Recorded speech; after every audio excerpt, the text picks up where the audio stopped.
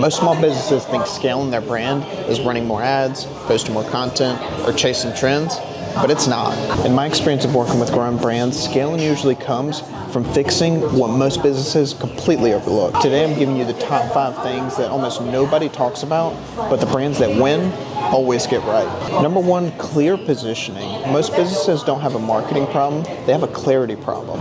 If I ask you, who exactly are you for? What do you stand against? And why should they choose you over the competitor down the street? And you hesitate, you don't need more Instagram posts. You need sharper positioning. Here's an example. We do marketing. Versus, we help founder-led brands turn attention into authority through strategic storytelling. You notice the difference? That second one scales. It attracts instead of chases. If your brand could be swapped with a competitor and no one would notice, you don't have positioning, you just have decorations. Number 2, a clear narrative. Small businesses obsess over colors and logos. Big brands obsess over stories. What journey is your customer on? What problem are they trying to solve? What identity are they stepping into? If you don't define that, then your marketing becomes random. When you scale a brand, you're not just increasing reach, you're reinforcing a consistent story over time. For example, our client, the Sustainable Homestead Institute, didn't just need better visuals. They needed a narrative about reconnection, self-reliance, and community.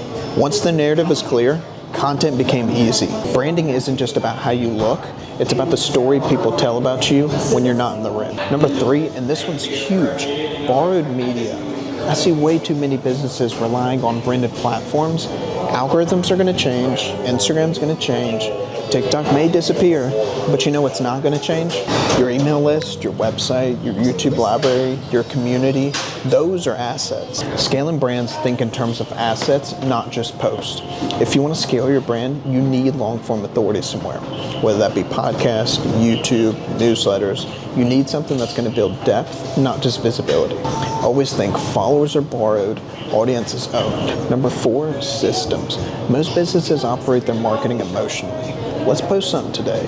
We need to run a sale. We haven't posted in a week. That doesn't scale. Scaling brands build content pillars, campaign calendars, repurposing workflows, clear messaging frameworks. They remove decision fatigue. When marketing becomes a system, growth becomes predictable. If you need inspiration every week, you don't have strategy, you have chaos. So always remember, consistency is not about motivation, it's about systems. Number 5, and this is the most overlooked one, founder visibility. People trust people. Small businesses hide behind their logos, while scaling brands put their leaders front and center. When a founder shares their beliefs, their process, their wins, their mistakes, their vision for the future, the brand becomes human, and human brands scale much faster. This is especially powerful for local businesses, service providers, niche product brands. If you're the founder and you're invisible, you're slowing your growth. So think about it this way. The fastest way to scale your brand is to stop hiding from it. So to recap, the 5 most overlooked ways to scale your brand are clear positioning, strong narrative, borrowed media, marketing systems, founder visibility. Remember, scaling isn't louder, it's sharper. If you focus on these 5, your growth won't feel forced, it'll feel inevitable. So if you want to scale your brand the right way, just subscribe. I break this stuff down every week.